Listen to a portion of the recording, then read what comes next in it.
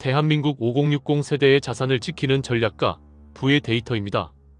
2026년 1월 현재 여러분의 자녀는 어디에 있습니까?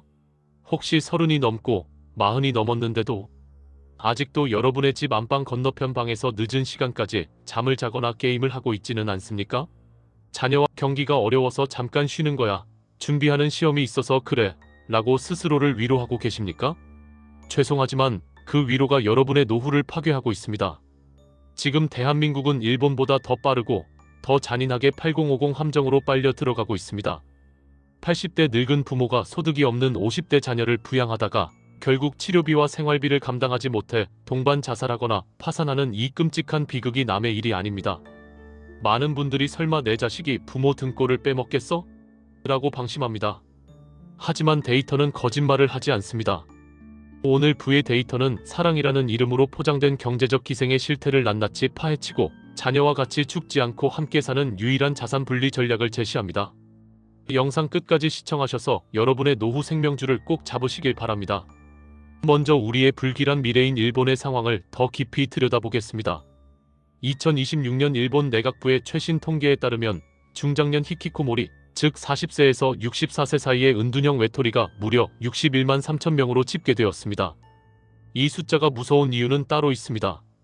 바로 고령화된 부모입니다. 과거에는 자녀가 20대였으니 부모가 50대 현직에 있어 부양할 힘이 있었습니다. 하지만 지금은 자녀가 50대, 부모는 80대입니다. 부모의 경제력은 연금밖에 없는데 지출은 2배, 3배로 늘어난 것입니다. 일본 NHK에서 보도한 충격적인 사례를 하나 말씀드리겠습니다. 가나가와현의 한 아파트에서 악취가 난다는 신고가 들어왔습니다.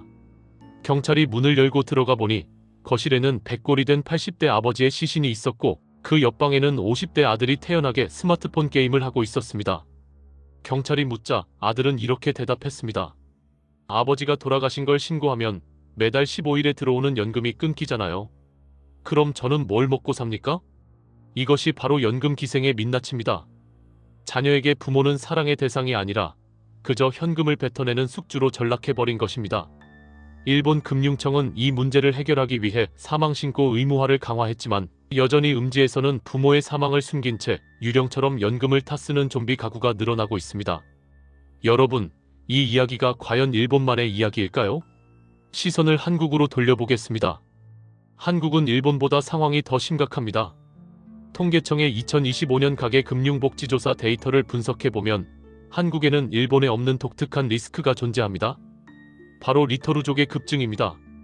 리터루족이란 결혼해서 분가했다가 이혼, 실직, 한국보건사회연구원에 혹은 전세난을 견디지 못하고 다시 부모 집으로 들어오는 자녀들을 말합니다. 과거에는 자녀가 짐을 싸서 들어오면 그래, 힘들면 들어와서 쉬어라 하고 받아주셨을 겁니다. 그런데 2026년의 데이터는 경고합니다. 한번 들어온 자녀는 다시 나가지 않습니다. 한국보건사회연구원의 보고서에 따르면 부모 집으로 다시 들어온 3040 자녀의 평균 동거 기간이 5년을 넘어가고 있습니다. 문제는 이들이 혼자 들어오는 게 아니라는 점입니다. 손주까지 데리고 들어옵니다. 이때부터 5060 부모님들의 이중 부양 지옥이 시작됩니다. 늙은 부모가 성인 자녀의 밥값을 떼고 손주의 학원비까지 카드로 긁어줍니다. 내 노후 자금은 밑빠진 독에 물 붓기처럼 사라지고 자녀는 부모의 지원을 당연한 권리로 여기기 시작합니다. 부동산 중심의 자산 구조도 치명적입니다. 한국 5060의 자산 75%는 부동산입니다. 현금이 없습니다. 그런데 자녀가 사업 자금 해달라, 빚 갚아달라 조르면 결국 살던 집을 줄여서 전세로 가거나 주택담보대출을 받습니다. 그 순간 여러분의 노후 안전판은 영원히 사라지는 것입니다. 최근 상담 사례를 보면 더 교묘하고 보이지 않는 수법들이 등장하고 있습니다. 제가 이름을 붙였습니다. 바로 디지털 빨대 효과입니다. 예전에는 자녀가 엄마 돈 줘 하고 손을 벌렸다면 지금은 스마트폰 속에서 조용히 자산을 빼갑니다. 60대 박 모 씨의 사례입니다. 통장 잔고가 자꾸 비어서 확인해보니 무직인 아들이 아버지 명의의 휴대폰으로 소액 결제를 매달 한도 끝까지 쓰고 있었습니다. 배달앱, 게임 아이템, 각종 OTT 구독 서비스, 심지어 모바일 상품권을 사서 현금화하는 카드깡까지 하고 있었습니다. 부모님들은 눈이 침침해서 혹은 복잡해서 금융앱 알림을 꺼놓는 경우가 많습니다.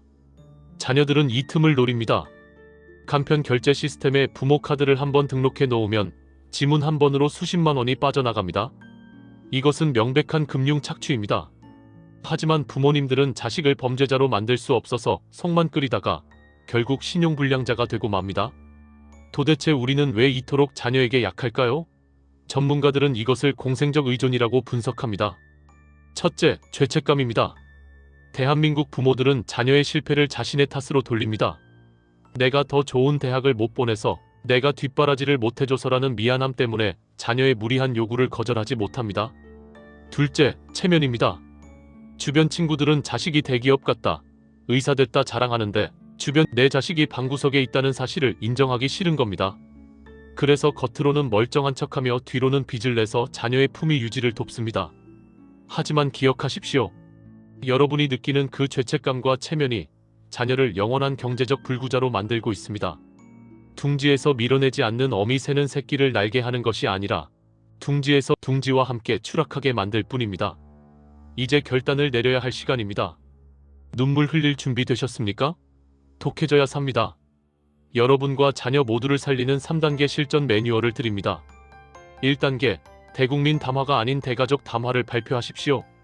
이번 주말 밥상머리가 아니라 정식으로 가족회의를 소집하십시오. 그리고 부모 졸업 선언문을 낭독하십시오. 구체적인 멘트를 알려드립니다. 나는 오늘부로 너의 부모로서의 경제적 의무를 종료한다. 내가 가진 노후 자금은 나와 내 엄마가 죽을 때까지 써야 할 생존 자금이다.